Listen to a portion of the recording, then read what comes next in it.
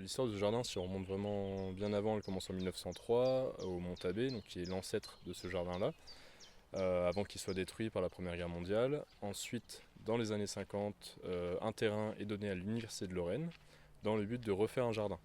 Donc un jardin dédié aux plantes de montagne comme celui-ci. Et donc les premières pierres sont posées en 66 et le jardin ouvre en 1968 au public. Toutes les collections sont rangées par chaîne de montagne.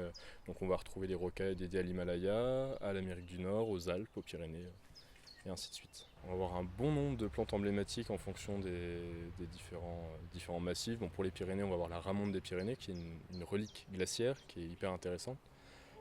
Sinon, au jardin, la star, ça va être notre pavot bleu de l'Himalaya, le Meconopsis.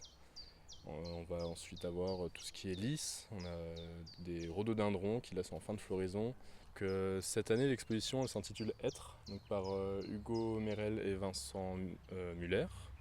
Elles sont toutes, donc leur particularité c'est qu'elles ont toutes été prises dans les Vosges et en Alsace. Donc on a des clichés dans le milieu naturel avec au centre de cette nature des personnes dans leur plus simple appareil. Chaque photo il y a un masque. Donc masque qui a été réalisé avec les végétaux trouvés localement sur la photo qu'on peut observer. Il y a tout un symbole du masque parce que c'est quelque chose qu'on va retrouver dans les 5 continents. Et ce que les artistes nous ont expliqué quand ils sont venus, l'idée de base était donc de montrer les gens au milieu de la nature, un petit peu de considérer la richesse qui les entoure en opposition au matérialisme de l'humain.